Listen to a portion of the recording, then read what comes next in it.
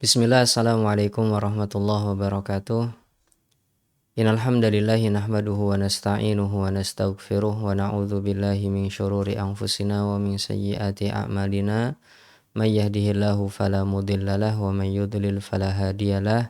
Asyhadu an la ilaha illallah wahdahu la syarikalah wa asyhadu anna Muhammadan abduhu wa rasuluh. La nabiyya wa la rasula ba'dah. Allahumma shalli ala Muhammad wa ala alihi wa ashabihi wa man tabi'ahum bi ihsanin ila yaumil qiyamati amma ba'd. Ayah bunda yang dimuliakan Allah Subhanahu wa taala, kita bersyukur atas segala nikmat yang dilimpahkan oleh Allah Subhanahu wa taala kepada kita semua. Salawat beriring salam semoga selalu tercurah dan terlimpahkan kepada uswah hasanah kita Nabi besar Nabi Agung Muhammad sallallahu alaihi wasallam beserta keluarga, sahabat dan orang-orang yang mengikuti beliau dengan baik hingga akhir zaman nanti. Di kesempatan pagi hari ini ayah bunda yang dimuliakan Allah Subhanahu wa taala, kita masih belajar tentang karakter anak muda dari dua guru, yaitu Dr. Mustafa Abu Sa'ad di dalam kitab Al-Murahiq Al-Muz'ijun dan Dr. Ahmad Thoyyar di dalam kitab Kaifa Turabbi Abna'aka. Al-Murahiq Al-Muz'ijun adalah kitab yang membahas tentang anak muda yang membuat onar, dan Kaifa Turabbi Abna'aka adalah buku yang mengajarkan bagaimana kita mendidik anak-anak kita. Pada kesempatan yang lalu kita sudah membahas tentang 10 karakter anak muda dan metode penanganannya, dan kita coba ulangi dari nomor 10 sampai kita selesai dari kitab Kaifa Turabbi Abna'aka ini di bagian karakter anak muda dan cara menanganinya. Ya, baik, nomor 10 kita sebutkan tadi adalah syadidul atifah. Ya, jadi anak-anak atau anak muda di usia 14 sampai 21 tahun dia akan memiliki nafsu birahi yang tinggi, begitu. Pengen berbuat yang tidak-tidak, ya. Dan metode yang tepat untuk menangani fase-fase ini di mana dia belum bisa menikah misalkan, atau harus masih sekolah, maka metode yang tepat yang pertama adalah satu, jauhkan dia dari menyendiri. Ya, sifatnya yang sendiri-sendiri itu ya dijauhkan. Kita buat dia sibuk. Kalau dia anak kuliah ya dibuat sibuk. Kalau dia anak SMK, anak SMA dibuat sibuk. Tidak memiliki waktu yang luang. Baik. Karena kalau kita memberikan waktu luang, nggak menyibukkan mereka dengan hal-hal yang benar-benar menyibukkan, maka dia akan berpikir ya dan memikirkan, membayangkan hal-hal yang semakin memicu ya hawa nafsunya tersebut. Ya. Dia semakin tinggi karena dia berpikir. Makanya Nabi SAW mengatakan tidak ada seorang pun kecuali ada dosa zinanya. Sesungguhnya mata itu zinanya dengan melihat, telinga dengan mendengar, ya, kemudian tangan dengan meraba, kaki dengan melangkah, dan yang membenarkan apakah dia benar-benar pengen berzina atau tidak itu adalah kemaluannya. Ya. Maka dibuat sibuk. Kemudian yang kedua, metodenya ayah bunda yang dimuliakan Allah Subhanahu wa taala adalah antarbitahu billahi ta'ala, mengaitkan dia dengan Allah Subhanahu wa taala.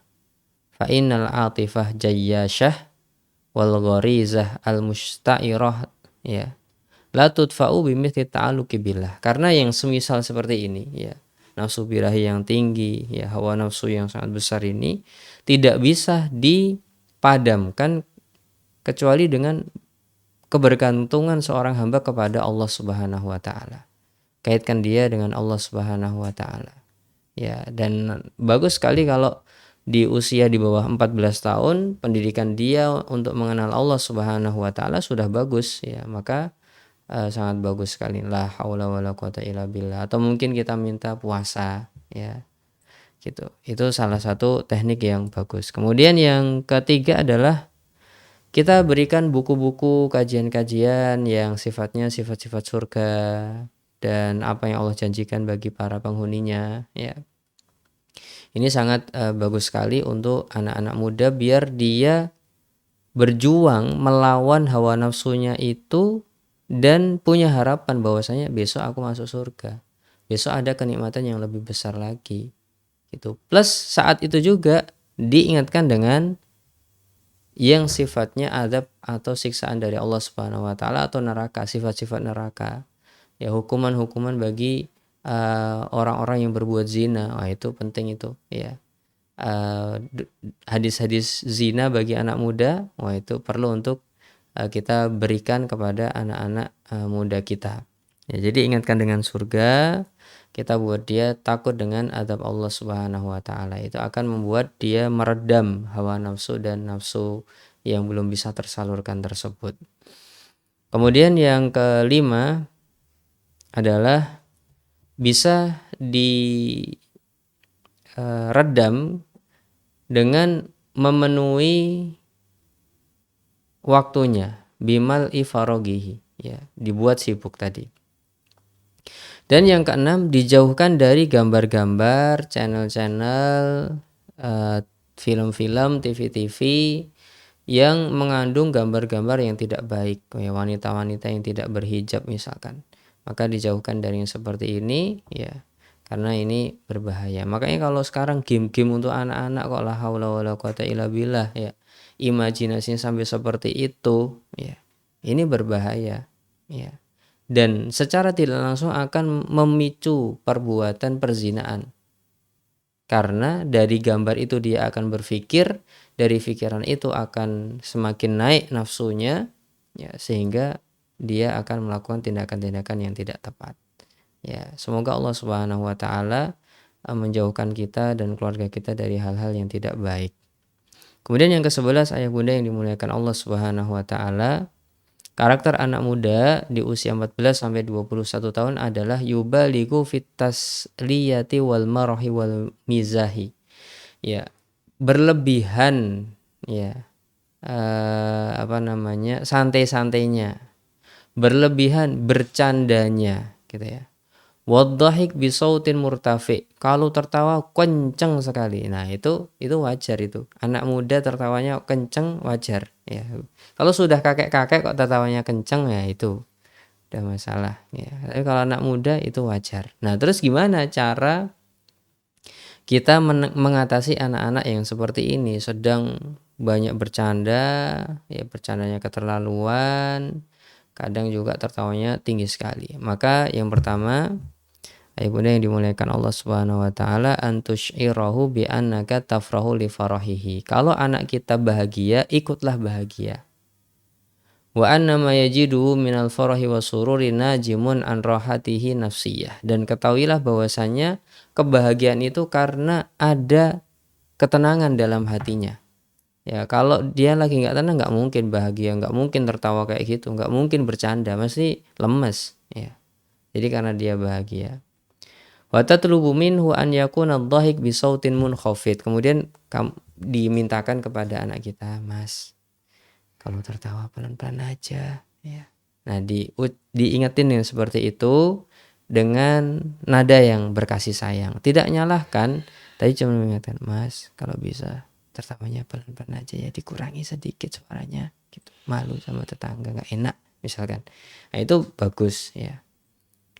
Wala tuzhir lahu ghadabuka hiyala raf'ihi li sauti asna ad-dhahik. Dan jangan tunjukkan kemarahan kita. Ini sudah keberapa ini? Ya. Ini yang kedua, kita minta untuk menurunkan suara. Kemudian yang ketiga adalah jangan tampakkan kemarahan kita, ya, saat dia tertawa keras. Nggak usah marah-marah, ya. Cukup tadi, Mas, suaranya dilirikkan sedikit, ya.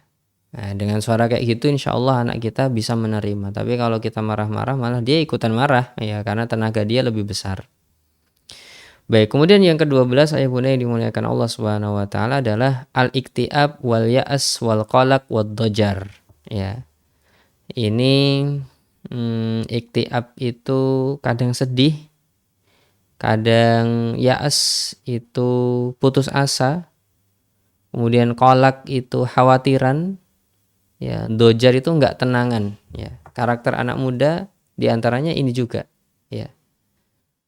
Ya, dia sedih, putus asa, khawatir, ya, dan yang semisalnya.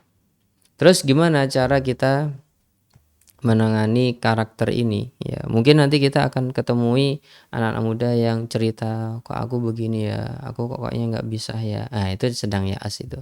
Kolak, aku khawatir ya kok ada kayak gini ya. Ya. Kemudian sedih, murung. Kamu ngapain murung kayak gitu? Ya gitu ya. Anak-anak muda kadang ada yang seperti itu berubah-ubah sangat cepat sekali itunya, perasaannya. Ya. Baik, maka di antara metodenya yang pertama, an ta'lam anna sababa fi dzalika huwa ma yu'anihi ghaliban minal ajzi anit ta'biri an nafsihi.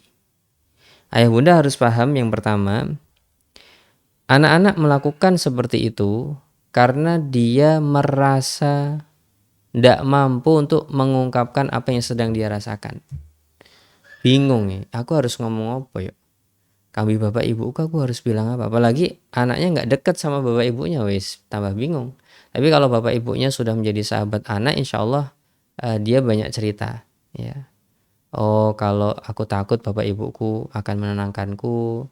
Kalau aku sedih bapak ibuku akan membuatku bahagia. Kalau aku khawatir bapak ibuku akan membuatku tenang.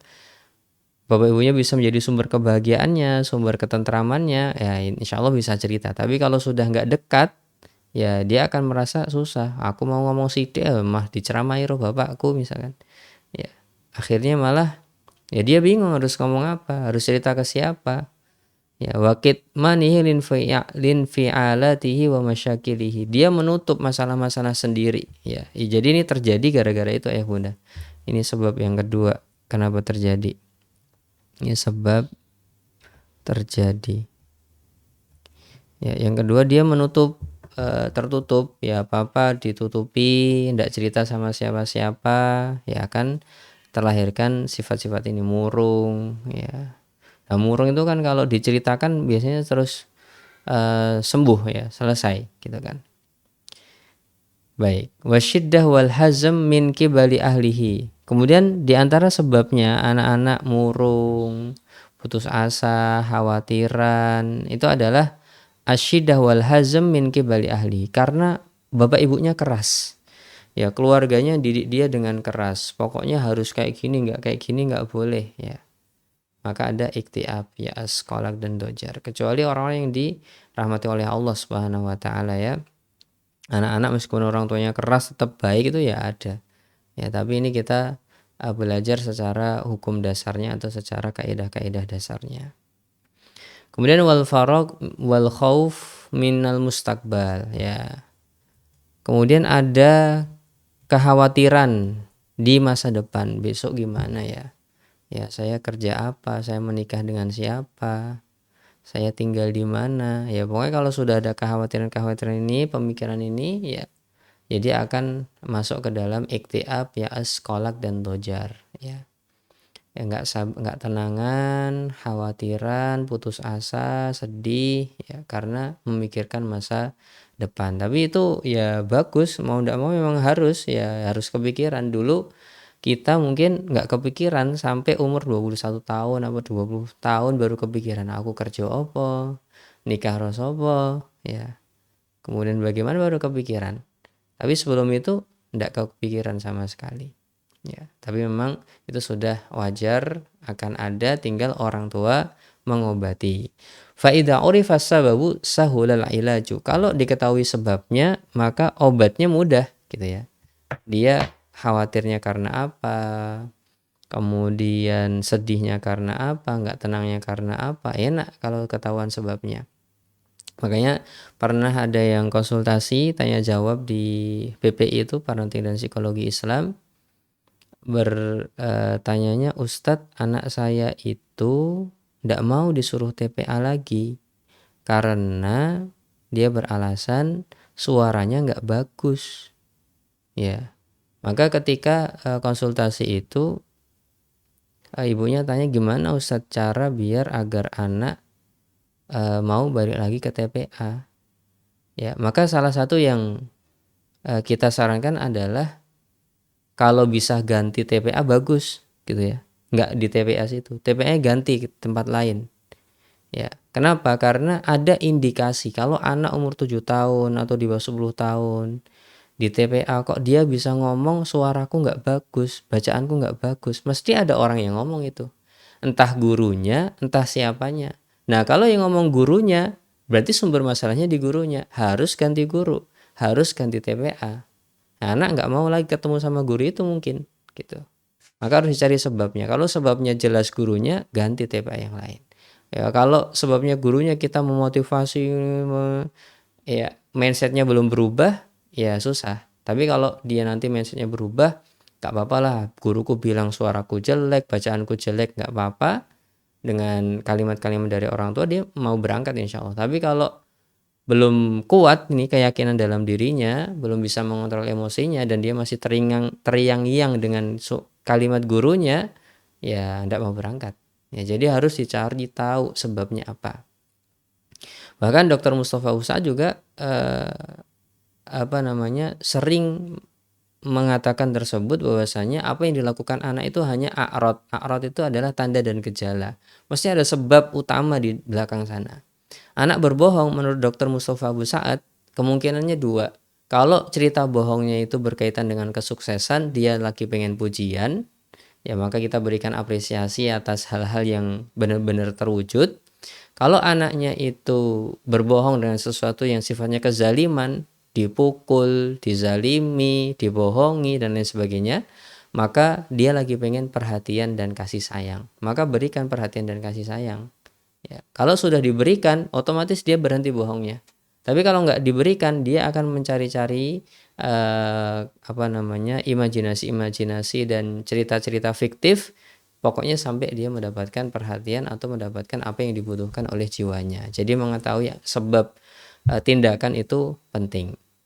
Baik, fayam bagi an yu'tiyal hurriyah fit ta'biri an aro'ihi wa muktarihatihi. Jadi Bunda, salah satu teknik yang kita gunakan untuk mengatasi anak-anak yang sedang sedih, putus asa, kemudian khawatiran, kemudian gak tenangan, maka kita sebagai orang tua berikan waktu kepada anak-anak untuk menceritakan masalahnya tanpa harus kita nasihati.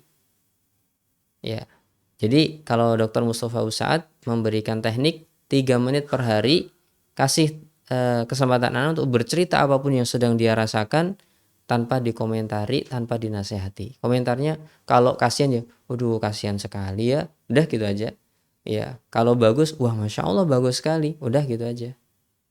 Tanpa ada nasihat, tanpa ada taklik yang panjang dari kita. Nanti itu kalau terbiasa, anak akan mudah cerita dengan kita, bahkan rahasia-rahasia akan diceritakan kepada kita. Sampai-sampai ada yang cerita, bu, aku lagi suka sama laki-laki ini, ya. Maka ibunya, masya Allah, kamu sesuai fitrah, gitu ya. Semoga Allah memudahkan kamu untuk menikah di waktu yang tepat ya. Misalkan kayak gitu. Kemudian bahas pacarannya nanti di selain majelis ini. Gitu. Karena kalau langsung dikasih nasihati, ya salah langsung nasihat, wah itu malah berbahaya. Nanti dia nggak cerita-cerita lagi, mesti kasih nasihat nanti sama ibu nih, gitu. Baik. Wa an yaktarib minhu walidahu wa yatluba minhu albuh amma fi khotirihi wa an masyakilihi. Nah, kedua orang tuanya harus dekat sama anaknya, kemudian minta agar anak itu menceritakan apa yang sedang dia rasa. Ya, kemudian kita berempati dan bersimpati. Kemudian wa an yu'amilahu birrifqi walin. Ini sudah kedua ya. Atau ini yang kedua. Kemudian yang ketiga, memperlakukan anak dengan lemah lembut. Ya, kalau anak-anak sedang kayak gini butuhnya kelemah lembutan. Wa an yahrisu ala mal'i faraghihi, penuhi waktu-waktu kosongnya dengan hal-hal bermanfaat. Wa an yudzakiruhu bima talikuhu min sifatin ijabiyatin wa hasanatin. Dan ingatkan dengan sifat-sifat baik dia. Enggak, kamu tuh bagus, kamu tuh rajin, kamu tuh orangnya semangat, kamu tuh orangnya hebat. Coba lihat nih keberhasilanmu dulu kayak gini, ya, kasih tahu. Diingatkan lagi dengan hal-hal seperti itu biar dia naik lagi kekuatannya. Ya, jadi dimotivasi. Wa yuhyu fihi ruhal amal, ya, tingkatkan rasa harapannya sebagaimana Nabi Shallallahu alaihi wasallam di perang Khandaq, perang Parit itu sedang takut-takutnya, tapi Nabi Shallallahu alaihi wasallam memberikan harapan. Sesungguhnya aku melihat, ya, perbendaharaan kota Son'a akan berada di tangan kaum muslimin. Saya melihat Romawi akan jatuh di tangan kaum muslimin. Aku melihat Persia akan jatuh di tangan kaum muslimin. Lagi sedang dikepung 10.000 pasukan, ya, mikirnya kejayaan masa depan. Gimana itu? Ya, tapi itulah metode, ya, untuk mengatasi kesedihan, kekhawatiran dan yang semisalnya. Dibuat punya harapan di masa depan. Wa adamul khauf minal mustaqbal, dan tidak khawatir dengan masa depan.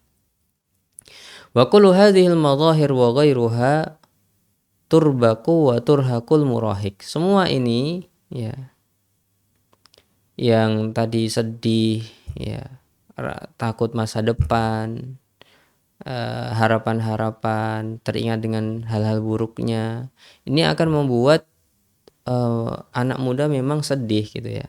Wa taj'aluhu mutawattiran wa mutaqalliban fi aglabi halatihi, ya, membuat dia itu mutawatir itu stres, ya, bingung, ya, stres, bingung. Wa taj'alu minasbi fahmihi wa tafahum ma'ahu. Nah, kalau sudah posisinya kayak gini, itu susah untuk difahami. Walakin bitarbiyati thayyibah al-mali'ah bil hubbi wa tafahum wal hiwar wa taqabbulul walidaini lahu wa ma yasuru minhu was sabru alaihi yatamakkanul murahik minat taghallub ala hadhihi su'ubati wal akhtari, ya. Nah, ya bunda yang dimuliakan Allah Subhanahu wa taala, anak-anak muda di fase-fase ini ketika merasa hal-hal seperti ini susah untuk diatasi. Tapi kalau kita melakukan pendidikan yang baik, pendidikan kita itu penuh dengan cinta, saling memahami, biasa melakukan pembicaraan dari hati ke hati. Kedua orang tuanya bisa menerima segala perbuatan anaknya, tidak banyak kritikan, dan kedua orang tuanya bisa bersabar atas hal tersebut, maka anak-anak muda ini mampu untuk mengatasi kesusahan-kesusahannya ini, ya. Jadi kuncinya ada di pendidikan yang baik, pendidikan yang penuh dengan cinta, saling memahami, perbincangan dari hati ke hati.